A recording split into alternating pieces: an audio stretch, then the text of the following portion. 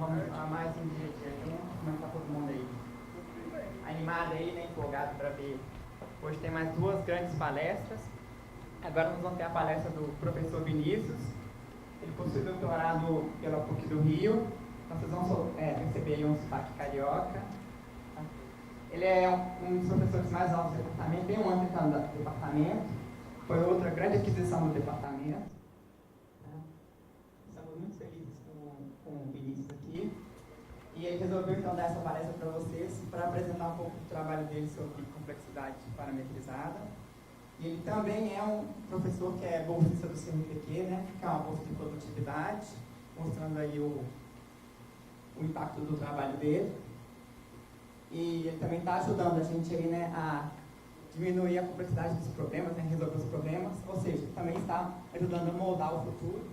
Então vou dar a palavra para ele poder apresentar aí o trabalho dele. Eu preciso do microfone? Não. Esse aqui sai lá? Tá. Vocês me ouvem bem? Sim. Bom, boa tarde. A minha palestra vai ser um pouquinho, talvez, diferente das demais que vocês vão ter ao longo dessa semana. Em particular, esse é um tópico um pouco mais teórico. E, por outro lado, é um tópico talvez mais básico, no sentido de que vocês precisam basicamente do conhecimento de um bom curso de algoritmos para entender o que eu vou falar aqui hoje. A minha pesquisa ela é focada em desenvolvimento de algoritmos, então, de certa forma, é bem parecido com o que a gente faz no primeiro ou no segundo curso de algoritmos e estrutura de dados, mas naturalmente que a gente, durante o desenvolvimento dessa pesquisa, a gente trabalha com problemas mais avançados do que aqueles que vocês veem numa disciplina introdutória. Antes de eu começar, só de curiosidade, todo mundo aqui sabe o que é um grafo? Quem sabe o que é um grafo, levanta a mão. Estamos bem. Todo mundo sabe o que é um problema NP completo? Tá, eu vou falar um pouquinho sobre essas coisas. Bom, esse título, uma introdução à complexidade parametrizada, como o título diz, é só uma introdução, então eu vou dar uma pincelada muito superficial, só para vocês saberem que existe essa área de pesquisa. Em particular, quando a gente fala de complexidade, a gente está falando de complexidade de problemas computacionais. A gente quer saber o quão difícil um problema e às vezes o problema, infelizmente, ele é difícil, mas ainda assim a gente quer resolver ele da melhor forma que a gente consegue. Tá? E uma forma de fazer isso é utilizando parâmetros, que a gente vai ver uma definição formal do que é um parâmetro, então só para ficar um pouco menos abstrato esse título. Bom, então, na computação, a gente está interessado em resolver problemas e quando a gente quer resolver um problema, eu gosto de enxergar a computação como sendo a arte de usar um computador para resolver um problema. Tá? E quando a gente quer resolver o problema, a gente, em geral, tem duas coisas que a gente está preocupado. Uma é que a nossa solução esteja correta, certo? Parece um pouco óbvio, mas é menos óbvio do que parece. Às vezes a gente não quer uma solução, às vezes a gente não precisa ter certeza que a solução está correta, a gente pode querer que ela esteja quase correta, ou a gente pode querer que ela esteja correta 90% das vezes, mas de maneira geral a gente quer que ela esteja correta. E outra coisa que a gente quer também é que ela seja eficiente, certo? Só uma coisa que eu não falei, eu sou um cara um pouco carente de atenção, eu gosto de interação, então se vocês tiverem alguma pergunta, vocês podem interromper e fazer. Se por acaso tiver demais e o tempo estiver se alongando, aí eu peço para vocês guardarem as perguntas para o final. Mas se por acaso tiverem alguma pergunta no meio, alguma dúvida, podem fazer ao longo da minha fala. Então a gente tem duas coisas que a gente quer soluções corretas e eficientes. E lá no início da computação, embora o que é uma solução correta seja muito fácil da gente entender o que significa, né? Eu tenho um problema, eu tenho, sei lá, uma lista de números, eu quero encontrar o maior número daquela lista. É bem fácil se definir o que é uma solução correta. Por outro lado, definir o que é uma solução eficiente foi uma coisa que ficou um tempo sendo discutido, o que é uma solução eficiente, o que não é uma solução eficiente e, mais importante, que tipo de problemas admitem uma solução eficiente, ou seja, que a gente consegue encontrar um algoritmo eficiente para resolver, e que tipo de problemas não a gente não consegue fazer isso? E por que a gente não consegue fazer isso? E lá nos primórdios da computação, alguém percebeu o seguinte, bom,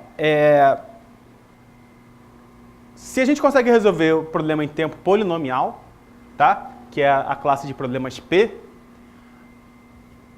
em geral a gente está satisfeito com isso. Como assim?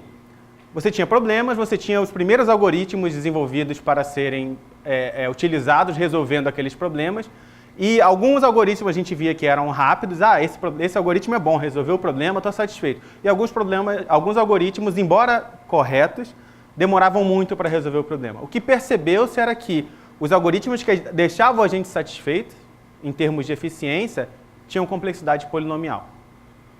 Tá? Complexidade de tempo polinomial, ou seja, se o tamanho da entrada é n, eu quero um n elevado a alguma constante, n ao cubo, n ao quadrado, alguma coisa desse tipo. Enquanto os algoritmos que eram considerados lentos, eles tinham uma complexidade exponencial. Tá? Então, primeiro surgiu essa noção de, bom, então eu quero resolver problemas em tempo polinomial. Mas alguns problemas as pessoas não conseguiam resolver em tempo polinomial.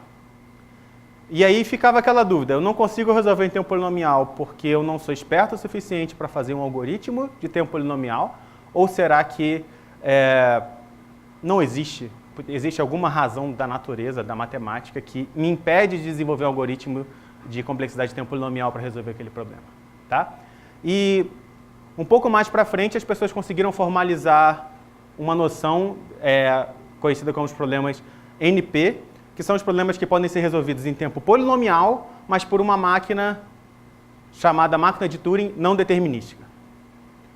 Tá? E essa máquina é uma máquina que a gente não consegue fazer uma versão dela física. Tá? Eu não tenho um notebook que é uma máquina de Turing não determinística, mas que é um modelo teórico que resolve determinados problemas em tempo polinomial. E aí percebeu-se o seguinte, boa parte dos problemas que a gente não conseguia resolver em tempo polinomial, tá? Então, só para ficar um pouquinho mais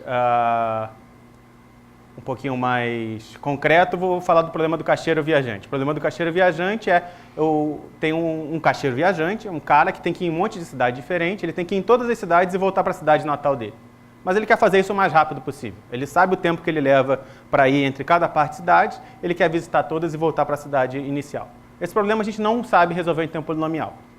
O que percebeu-se é que todos os problemas ou boa parte dos problemas que a gente não conseguia resolver em tempo polinomial, eles tinham a seguinte propriedade. Se eu resolvo aquele problema em tempo polinomial, eu resolvo todos os outros problemas daquela classe NP também em tempo polinomial. E aí a gente teve uma mudança de paradigma que era o seguinte, agora não é que eu tenho um problema e eu não sei resolver ele em tempo polinomial. É mais do que isso, eu tenho um problema, eu não sei resolver em tempo polinomial, mas se eu resolvo ele em tempo polinomial, tem um monte de outros problemas que ninguém sabe resolver em tempo polinomial, que também passa a ser resolvido de forma eficiente. Tá? Isso significa o seguinte, imagina que você trabalha para uma empresa e alguém fala o seguinte, eu preciso resolver esse problema aqui. Antes, o que você podia falar era, não consegui resolver esse problema de forma eficiente. Agora você pode falar o seguinte, não consegui resolver esse problema de forma eficiente, mas eu sei que se for possível resolver ele, tem aqueles outros 500 problemas, e 500 não é um número exagerado, na verdade é bem mais do que isso. Existem milhares de problemas que ninguém sabe resolver de forma eficiente, que também seriam resolvidos de forma eficiente se eu conseguisse resolver isso daqui. Então, de certa forma, você está falando assim, eu posso ser burro, pode ser que eu não consiga resolver o problema aqui. Mas, se eu sou burro, todo mundo que tentou resolver aqueles outros milhares de problemas também é burro, porque eles também não conseguiram resolver aqueles. Tá? É mais do que simplesmente você chegar e falar assim, eu não consegui, mas eu não consegui porque é difícil ou porque você não é competente para fazer o seu trabalho. Bom, mas o que acontece é que agora a gente chegou numa definição um pouco mais formal do que é um problema difícil. Tá? Então a gente tinha os problemas que estavam lá em P, a gente tem os problemas que a gente viu que são tão difíceis quanto todos os problemas em NP, mas a gente está num mundo que os problemas precisam ser resolvidos. Tá? Então a gente precisa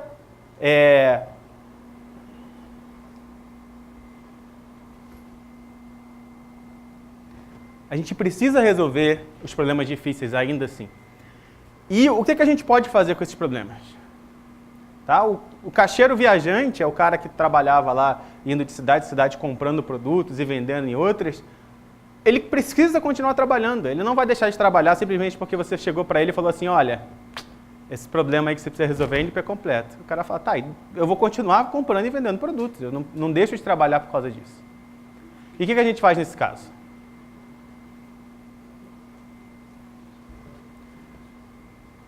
Não dá, né? Eu não posso simplesmente chegar e falar assim, não dá, peço demissão, vou embora para casa. Não, o seu problema tem que ser resolvido. E aí, você passa a chegar numa situação que é o seguinte, bom, eu não consigo resolver esse problema do jeito que eu gostaria, que é a solução correta e eficiente. Então, eu vou ter que flexibilizar alguma coisa. Tá? Então, eu fiz uma tabelinha aqui, onde aqui eu tenho o que eu posso afirmar a respeito do tempo, tá? Ou eu consigo resolver de forma eficiente, ou eu consigo resolver num tempo que pelo menos eu sei qual é, ou eu consigo resolver, mas eu nem sei quanto tempo vai levar. Tá? Já a resposta eu posso afirmar categoricamente, não, eu preciso da solução exata. Então você está resolvendo um problema que um físico vai usar numa usina nuclear. Você tem que encontrar a solução exata, cara. Se você errar a solução, a usina nuclear vai explodir, a culpa vai ser sua. Não importa quanto tempo você vai levar para resolver. Eu só vou botar a usina para funcionar quando você resolver esse problema. Então você não pode abrir mão da exatidão, às vezes, da solução. Ou em alguns casos, igual o caixeiro viajante ele tem que viajar amanhã para comprar produto, porque o dinheiro dele está acabando, ele não pode ficar esperando você demorar um ano para resolver o problema dele da menor rota. Ele quer fazer alguma rota, mesmo que não seja tão boa, mas ele está ganhando o dinheiro dele.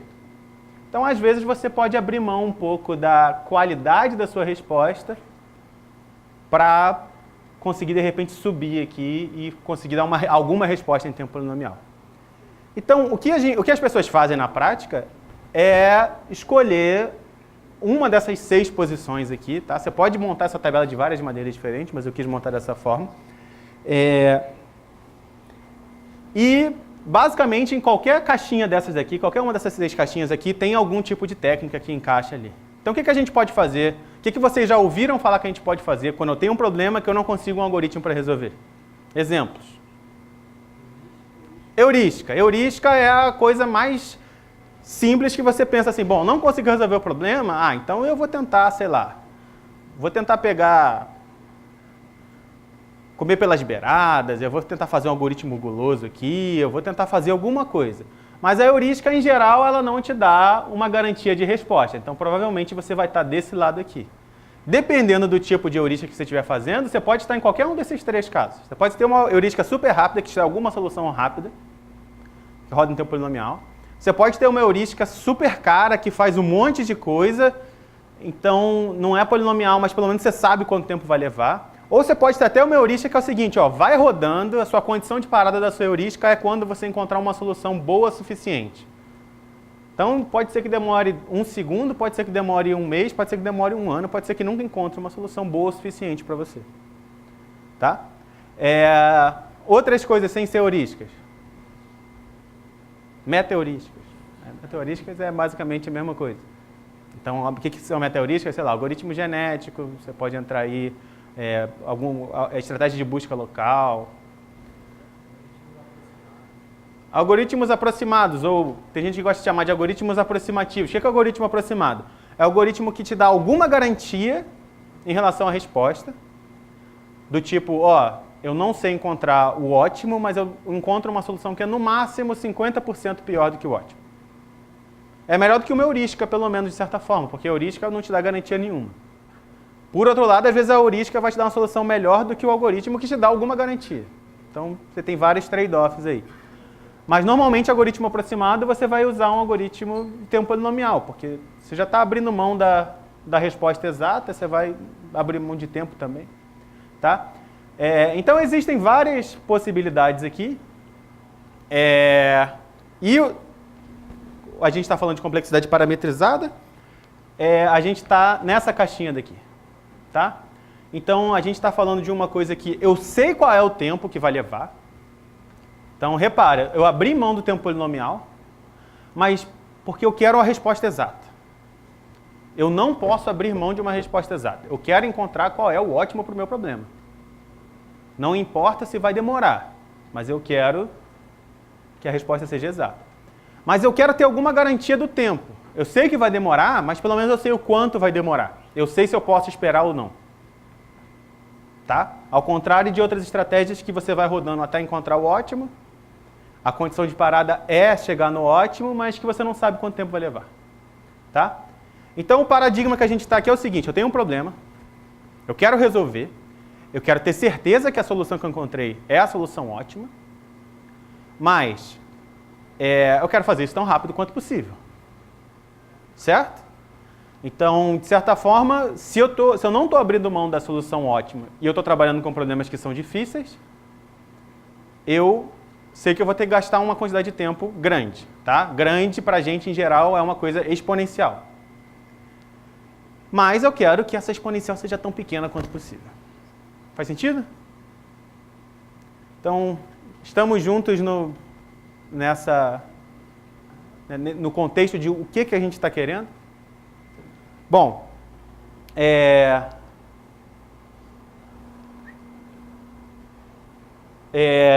apesar dos problemas NP difíceis, a gente sabe que a gente não consegue algoritmos polinomiais, que a gente vai ter que, de alguma forma, usar alguma coisa não tão esperta, de maneira geral, eles não são igualmente difíceis, tá? Então, eu vou mencionar 3 problemas aqui, só para a gente pensar rapidamente sobre eles, de qual seria a estratégia mais ingênua que a gente poderia usar nesses problemas.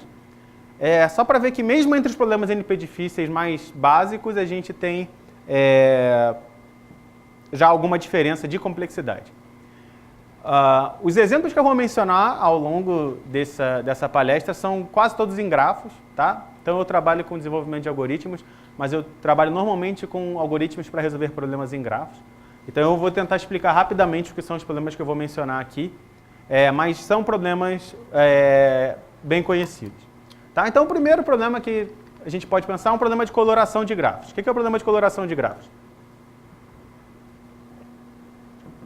Eu tenho um grafo, e aí eu quero colorir os vértices. Tá? Cada vértice tem que receber uma cor.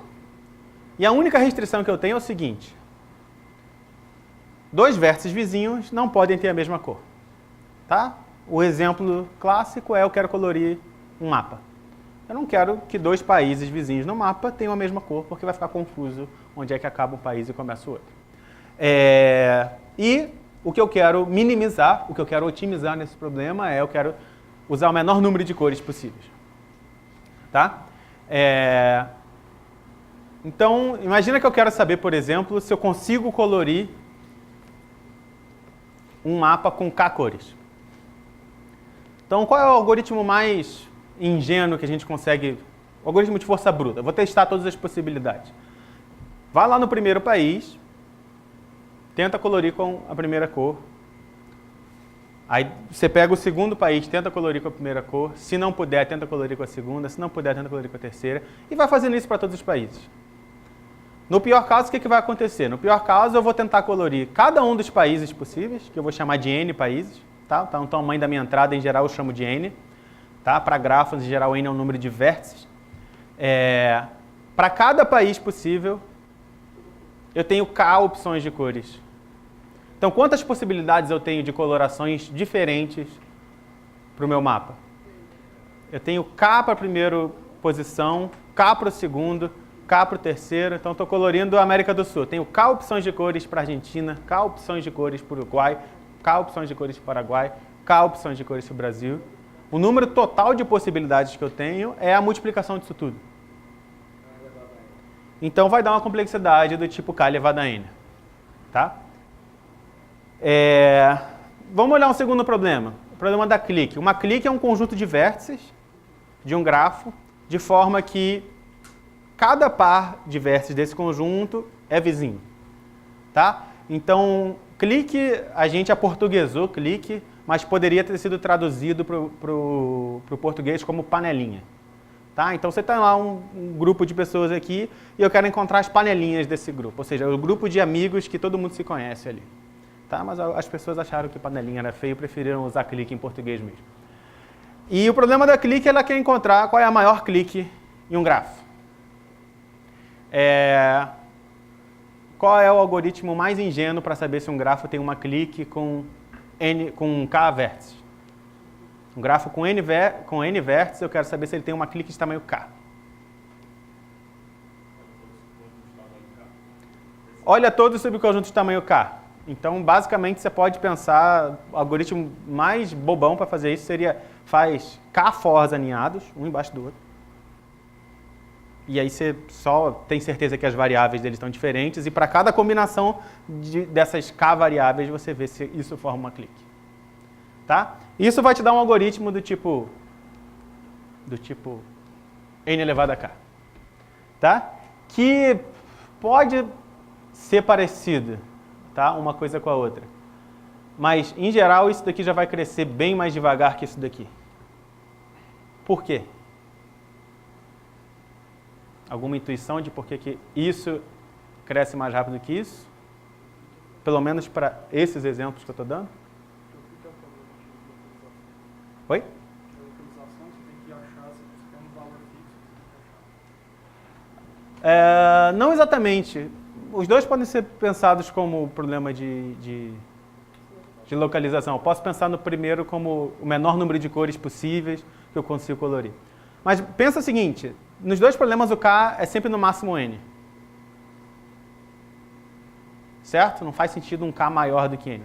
Não tem como eu colorir N vértices com mais de K cores, não tem como encontrar uma clique com mais de N vértices se o meu grafo só tem N vértices. Tá? Então, aqui, o número que está no expoente, ele cresce mais rápido do que o número que está no expoente aqui. Tá? Mas os dois, no fundo, vão ser exponenciais, porque a coisa que está no expoente não é uma constante. Tá? A gente queria algoritmo polinomial, que é alguma coisa que depende do tamanho da entrada, elevado a uma constante. Nenhum dos dois vai ser um algoritmo polinomial. Mas esse aqui já parece um pouco pior do que esse daqui. E o terceiro problema que eu vou falar um pouco mais em detalhe dele daqui a pouco, é o problema de cobertura por vértices. Tá?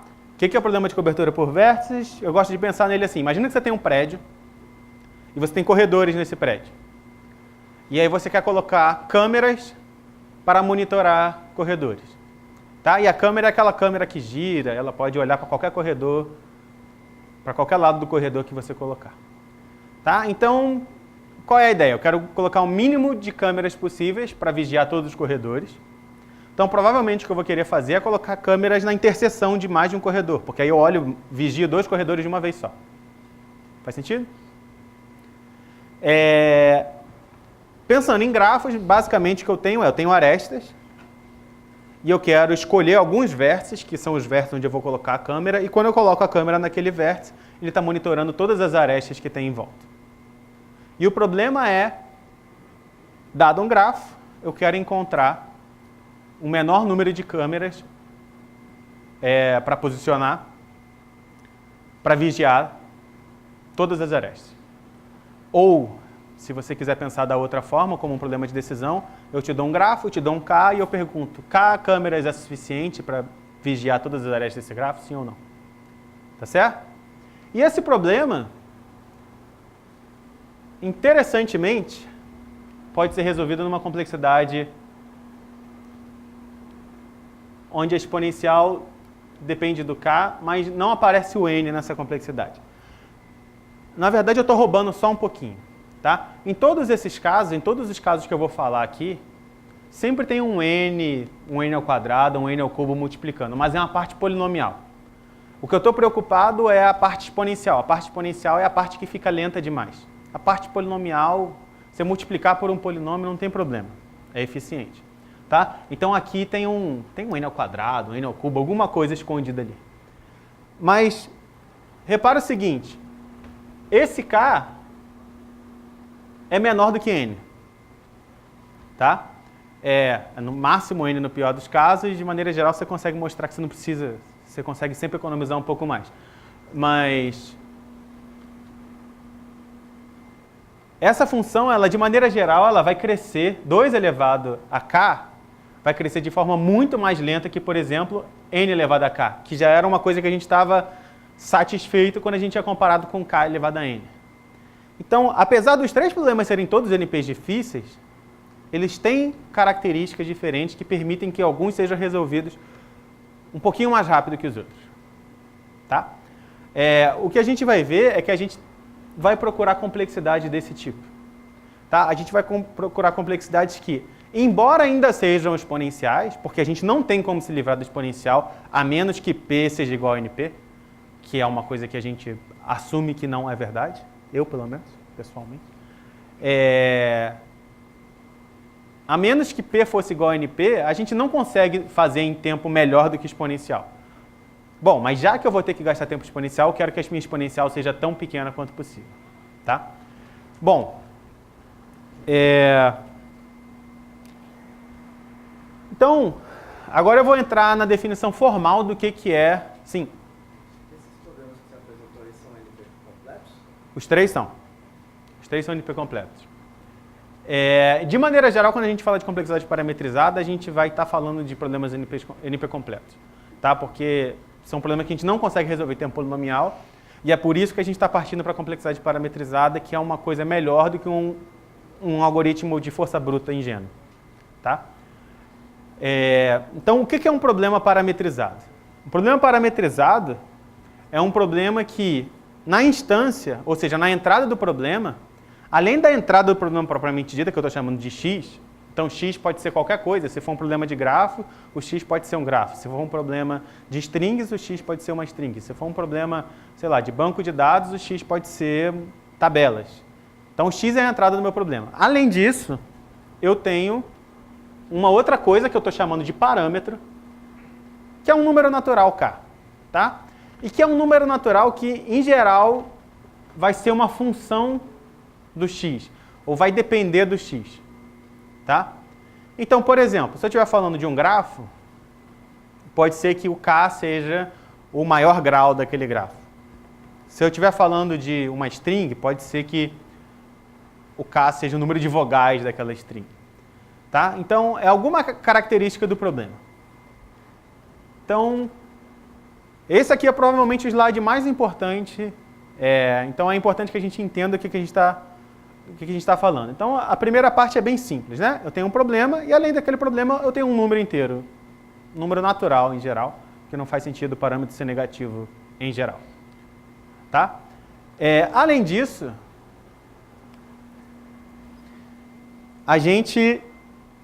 o problema parametrizado, a princípio, não adiciona muita coisa para a gente. O que a gente quer, na verdade, é encontrar um determinado tipo de algoritmo. A gente quer mostrar que aquele problema, apesar dele ser difícil, ele é o que a gente chama de tratável em parâmetro fixo, ou tratável por parâmetro fixo.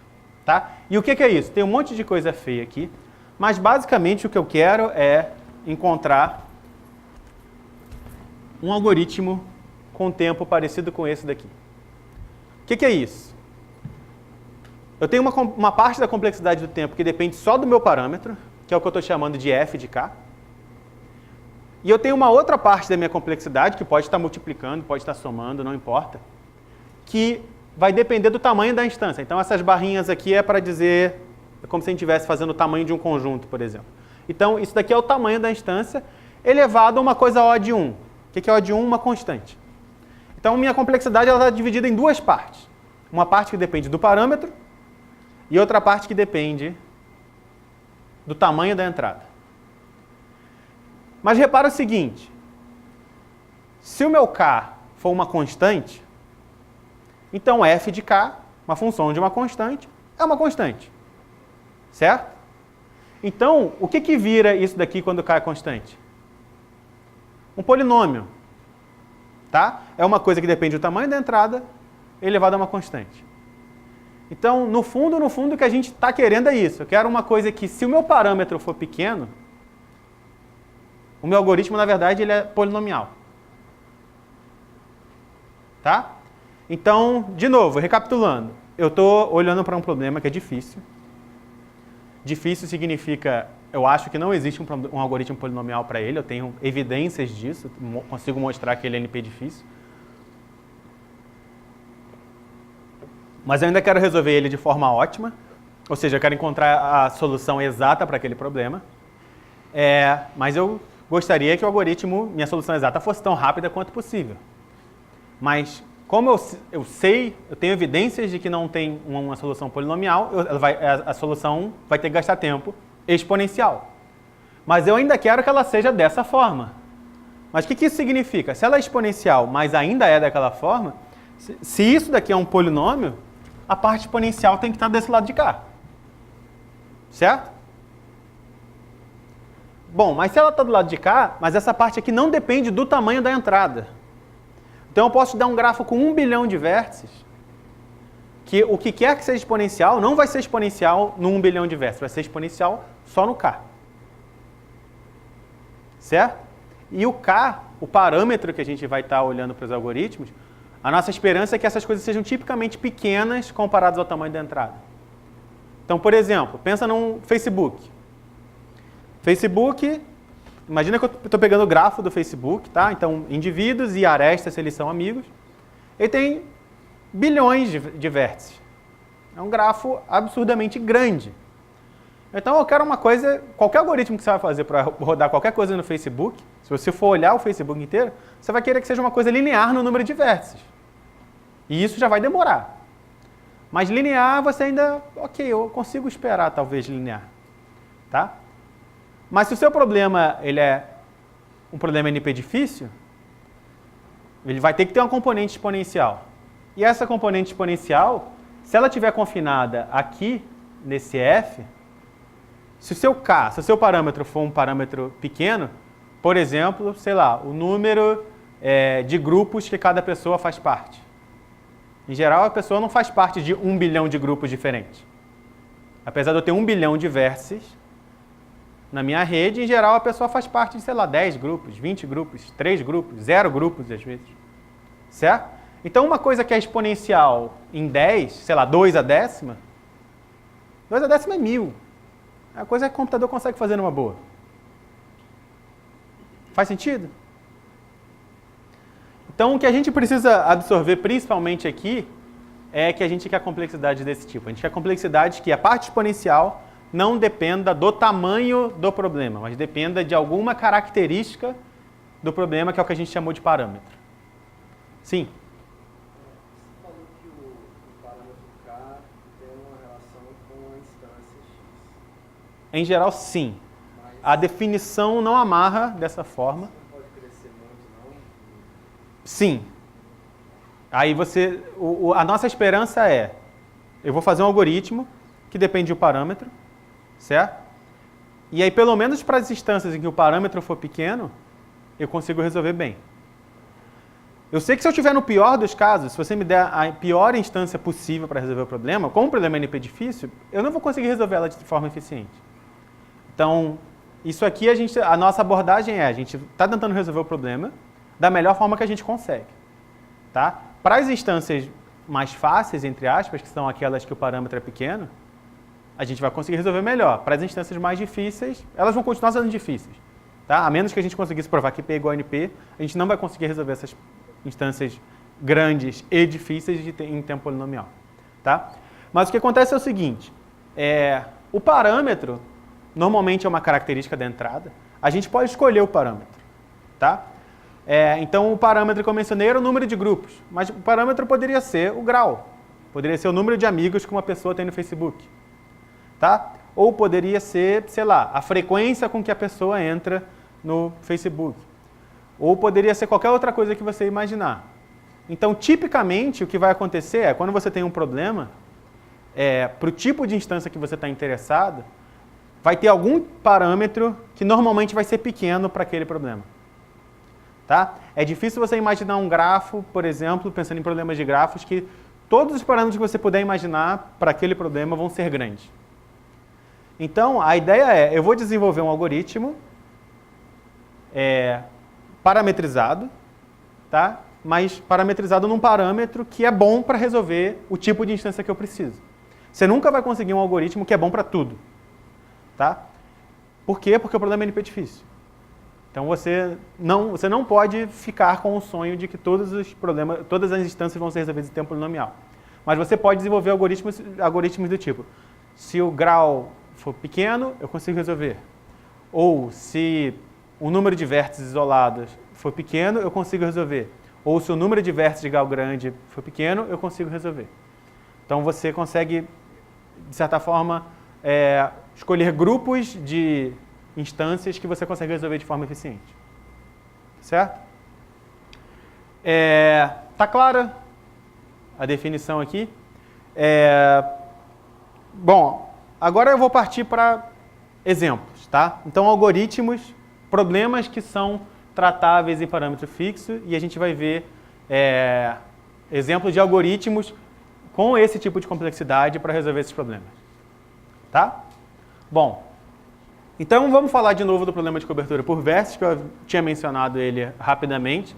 Então, qual é a definição formal do problema quando a gente pensa de forma de problema parametrizado? Então, a entrada é um grafo, e aí eu tenho um inteiro positivo k. E esse inteiro positivo k é o parâmetro que eu vou usar nesse caso, e eu escolhi assim, não precisava ser assim, é o seguinte, eu quero saber se existe um conjunto de vértices com tamanho no máximo k, ou seja, eu quero escolher no máximo k vértices, de forma que qualquer aresta do grafo tem pelo menos um dos seus extremos naquele conjunto. Então, é o problema do corredor. Eu tenho um corredor, cada corredor tem duas pontas. Eu tenho que botar uma câmera ou numa ponta ou na outra ponta, senão esse corredor não vai ser vigiado.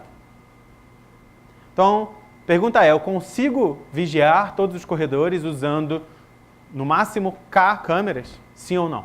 Essa é a pergunta que eu quero resolver. Tá? E bom, a gente poderia fazer um algoritmo tipo n elevado a k, mas n elevado a k não tem aquele tipo de complexidade que eu falei. N elevado a k não separa a parte do k e uma parte polinomial no tamanho da entrada. O n e o k estão misturados. Eu quero separar essas duas coisas. Eu quero que a complexidade do problema, quando eu fixo k, eu quero que a complexidade do problema não dependa do k que eu fixei. E eu falei que a gente consegue resolver em tempo 2 elevado a k, mas eu não falei como. E a gente vai ver como. Bom, então a ideia eu quero usar algum tipo de força bruta, tá? Eu vou ter que fazer alguma coisa que usa tempo exponencial, porque o problema é NP difícil. Mas eu quero fazer isso de forma inteligente. Eu não quero fazer a força bruta mais ingênua. Eu não quero fazer um n elevado a k. Tá? Bom, então, um exemplo rápido aqui. Imagina que eu tenho esse grafo e aí eu coloquei câmeras em todos os vértices brancos. Tá? Se eu coloquei câmeras em todos os vértices brancos, todas as arestas têm pelo menos uma ponta branca. Então, os vértices brancos aqui seriam uma solução. Mas essa não é uma solução muito boa, né? Porque, por exemplo, sei lá, esse vértice, tem algum vértice, esse vértice aqui, por exemplo, se eu botar ele preto, se eu tirar a câmera daqui, ainda continua sendo uma solução boa para o meu grafo. Tá? Então, a pergunta eu te dou um K, eu quero saber, eu consigo resolver o problema com, no máximo, K? Então, se eu estou usando exatamente os K vértices aqui, não tem problema. Mesmo que eu consiga resolver com menos, a resposta vai continuar sendo sim. Tá? Bom, e a gente quer resolver esse problema. Então, como é que a gente pode tentar resolver esse problema? A gente vai ter que usar propriedades do problema que ajudem a gente. Então, uma observação aqui importante para esse problema é o seguinte. Para qualquer aresta, uma das extremidades dela vai ter que estar na solução. Então, ao invés de eu pensar em quais são os vértices que tem que estar na solução, eu não vou pensar nos vértices, eu vou pensar nas arestas. Olha para uma aresta e uma dessas duas pontas tem que estar na solução. Então, o que eu vou fazer? Ver se eu consigo uma solução usando essa ponta e depois ver se eu consigo uma solução usando essa outra ponta. Faz sentido? Eu tenho uma aresta, eu tenho que escolher uma das duas pontas para botar uma câmera. Eu não sei se eu tenho que botar a câmera aqui, ou se eu tenho que botar a câmera aqui, ou talvez eu tenha que colocar a câmera nas duas pontas. Mas o que eu vou fazer testa uma possibilidade, Depois testa outra possibilidade. Tá? Então a gente fica com um algoritmo que é mais ou menos isso. Então, eu quero resolver cobertura de vértices e recebo G, que é um grafo, e K, que é um parâmetro. Se G não tiver nenhuma aresta, então o problema está resolvido, já está tudo certo. Por outro lado, se ele ainda tiver aresta, mas o meu K foi igual a 0, então eu não posso fazer mais nada. Eu já gastei todas as câmeras que eu poderia, não tem nenhuma câmera que eu possa colocar, mas ainda tem aresta para ser monitorada. Nesse caso, eu vou retornar simplesmente não. Não tem solução essa instância. Em todos os outros casos, o que eu vou fazer é resolver o problema recursivamente. Como? Escolhe uma aresta arbitrariamente, tá? Então eu pego uma aresta UV, e aí eu vou tentar resolver o problema de duas maneiras diferentes. Primeiro, eu vou tirar o U do grafo, tá? O que significa tirar o U do grafo? Eu apago ele e todas as arestas incidentes dele. Ou seja, eu estou monitorando todas as arestas incidentes daquele vértice. Mas eu estou gastando uma câmera já, então eu diminuo o K em uma unidade. E faço essa chamada recursiva. Se essa chamada recursiva retornar sim, então significa que o meu problema tem uma solução. Se não, eu tento a outra ponta da aresta. A outra ponta da aresta é o V. Então eu faço a mesma coisa, eu tiro o V, diminuo 1 e tento resolver recursivamente. De novo, se eu conseguir resolver, eu retorno sim. Se eu não conseguir resolver de nenhum dos dois jeitos, eu nem consegui resolver colocando uma câmera numa ponta, nem colocando a câmera na outra ponta. Então não tem solução, porque eu tinha que colocar uma câmera em pelo menos uma das duas pontas. Certo? Então, esse algoritmo, a gente não vai ter tempo para fazer análise, mas vai ter uma parte do tempo, que é basicamente o tempo que eu levo para apagar um vértice de um grafo. Então, a parte que é polinomial. E vai ter uma parte exponencial, mas essa parte exponencial ela depende só do K. Que é basicamente o seguinte. A cada passo, eu vou estar quebrando o número de possibilidades, o número de chamadas recursivas, em 2. Então, eu começo com uma chamada, a chamada inicial, com o meu grafo original e o K. E aí eu vou fazer duas chamadas, mas nessas duas chamadas o K diminuiu de uma unidade. E aí essas duas chamadas, cada uma vai fazer mais duas chamadas. Então, eu vou ter 4 chamadas recursivas. Mas agora o K diminuiu de 2 unidades. Então, a cada nível, eu estou dobrando o número de chamadas recursivas que eu estou fazendo, mas, por outro lado, o K está diminuindo de uma unidade. Certo? Então, no final, eu vou ter 2 elevado a K chamadas, no último nível, mas eu sei que quando o K for igual a 0, ele vai retornar, porque tem um si verificando isso. Tá? Quando o K for igual a 0, eu paro de fazer chamadas recursivas. Então, o número de chamadas vai ser 2 elevado a K, e é fácil ver que o tempo que eu gasto aqui é polinomial. Bom, então aqui tem um exemplo que eu vou pular para a gente economizar tempo. Eu vou explorar só um pouquinho mais esse exemplo, não vai dar tempo da gente ver muitos outros exemplos. Eu vou explorar só um pouquinho mais esse exemplo, só para a gente ver que, do jeito que eu falei, pode parecer que a técnica ela é bem boba, assim, é bem ingênua, o tipo de análise que a gente está fazendo. Mas, na verdade, como eu falei, eu estou dando só uma pincelada na definição do que é. Tá? Mas a gente pode usar outras propriedades para refinar esses algoritmos. Então, a primeira propriedade que eu posso fazer é o seguinte. Ao invés de eu olhar para uma aresta e afirmar que eu tenho que pegar ou uma ponta ou a outra, eu vou fazer diferente. Eu vou pegar uma aresta e eu vou afirmar. Ou eu pego essa ponta, esse vértice aqui, ou eu vou ter que pegar, se eu não pegar ele, eu vou ter que pegar todos os vizinhos dele. Certo? Porque para cada aresta incidente nele, se eu não estou pegando esse cara, aquela aresta vai ter que ser coberta, então eu vou ter que pegar a outra ponta. Tá? E não vai dar para a gente entrar em detalhe na análise, na verdade, mas basicamente o que eu vou fazer é, uma das chamadas recursivas continua igualzinho, eu apago aquele vértice e diminuo o K de uma unidade, mas a outra chamada recursiva vai ser uma chamada recursiva para uma instância bem menor, porque, na verdade, eu estou deletando do grafo todos os vizinhos do vértice que eu escolhi, e o K está diminuindo de delta unidades, que é o grau daquele vértice, porque eu estou escolhendo o vértice de maior grau. Tá? E a parte interessante é a seguinte, a gente consegue demonstrar que a complexidade, ao invés de 2 elevado a K, passa a ser 1,6181 elevado a K. E aí a gente pode dar um passo adiante nisso, que é o seguinte, Se a minha instância, o grau máximo dela é 2, ela é extremamente simples, bem estruturada. Então a gente consegue fazer um algoritmo polinomial para resolver instâncias pequenas. Então a gente consegue usar essa propriedade para basicamente com o mesmo algoritmo, muda uma coisinha ali em cima, mas a gente consegue, na verdade, mostrar que a instância que está nessa chamada aqui, ela é menor ainda do que a da versão do algoritmo anterior. E aí, fazendo uma análise melhor, a gente consegue, ao invés de 1.61 alguma coisa, a gente consegue 1.46 alguma coisa elevado a k. Tá? E aí você pensa assim, pô, mas continua exponencial. Continue. A gente sabia desde o começo que ia continuar exponencial, porque o problema é NP difícil.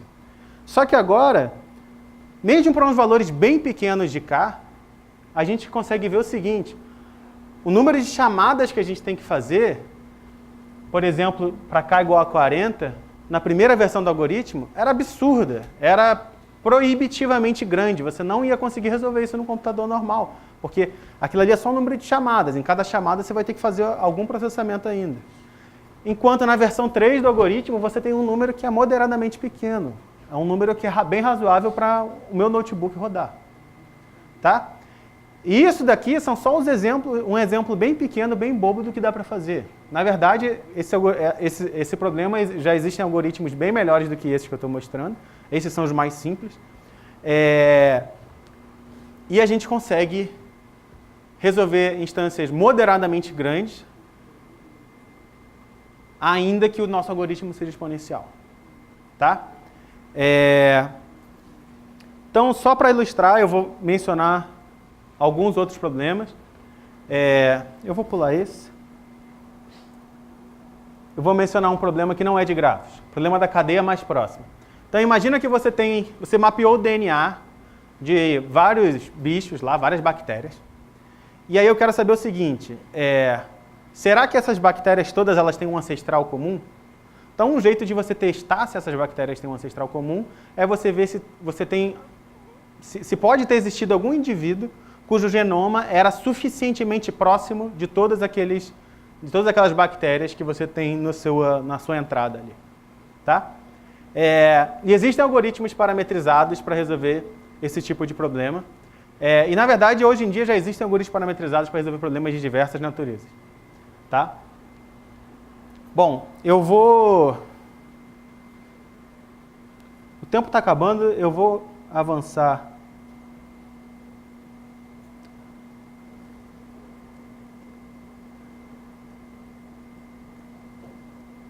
Eu vou avançar para a conclusão, só para falar algumas coisas aqui. Hoje em dia, a gente está falando de uma coisa que é recente do ponto de vista teórico, mas esse tipo de análise, esse tipo de algoritmo, ele começou lá na década de 90 ainda, e nos últimos 10 anos é que ela começou a ganhar um embalo mais relevante. Hoje em dia já existem diversas técnicas, assim como a gente estuda na graduação aquelas técnicas mais básicas de divisão e conquista, de programação dinâmica para desenvolvimento de algoritmos, hoje existem dezenas de técnicas diferentes para a gente fazer algoritmos de complexidade, para resolver problemas parametrizados, né? E basicamente, para qualquer tipo de problema que você for atacar, ou já vai existir uma técnica, ou tem alguma técnica por ser descoberta. Tá? Porque é uma área bem nova ainda para a teoria. Mas eu não poderia deixar de falar para vocês que nem tudo são flores, então existem problemas que a gente não consegue resolver com complexidade parametrizada. Tá? Mais especificamente, o que eu estou afirmando existem problemas que eu não consigo, para um dado parâmetro, encontrar um algoritmo com a complexidade daquela cara para aquele parâmetro. Pode ser que eu precise escolher um outro parâmetro. Tá? Então, não é qualquer problema, qualquer parâmetro que vai admitir um algoritmo daquele tipo. Tá? E a demonstração é bastante simples, mas infelizmente a gente não tem tempo. E, na verdade, existe assim como existem os problemas P, são os problemas que podem ser resolvidos em tempo polinomial, e os problemas NP difíceis que a gente acha que não podem ser resolvidos em tempo polinomial, existem também diversas classes de complexidade relacionadas à complexidade parametrizada. Bom, então, por que estudar esse assunto? Tem um interesse, além do interesse prático, que eu acho que eu mencionei rapidamente, tem um interesse teórico também, que é você, de fato, conseguir afirmar, ó, esse problema aqui, ele é mais fácil do que esse. Porque na análise mais tradicional, ou ele estava em P, ou ele era NP difícil, mas dentro do NP difícil estava tudo jogado lá dentro junto. Agora você consegue afirmar, não, esse problema aqui, apesar de ser NP difícil, ele é mais fácil do que esse outro que também é NP difícil. Tá? Então, antes a gente não conseguia afirmar muita coisa, agora a gente consegue fazer uma análise mais fina. E, naturalmente, a gente consegue... a gente tem um interesse prático também de resolver isso, muito embora na minha linha de pesquisa eu não esteja diretamente interessado em aplicações, mas tem essa motivação prática de que algumas vezes você precisa resolver o problema de forma ótima. Tá? Às vezes você não pode se dar ao luxo de deixar o avião cair, de deixar a usina nuclear dar um pane. Você tem que saber que o que está sendo feito direito. E nesse caso, se você vai ter que usar tempo exponencial, que seja uma exponencial boa, digamos. E eu vou encerrar e abrir para pergunta, se alguém tiver algum comentário, com esse gráfico que é basicamente o crescimento da área. São dois termos que normalmente abreviam tratabilidade por parâmetro fixo e kernelização, que é a principal técnica de demonstrar que um problema é tratável por parâmetro fixo. Então, isso aqui são o número de artigos publicados por ano recentemente. Então, é uma área que tem crescido substancialmente dentro da comunidade de teoria. Bom, eu vou encerrar por aqui. Perguntas?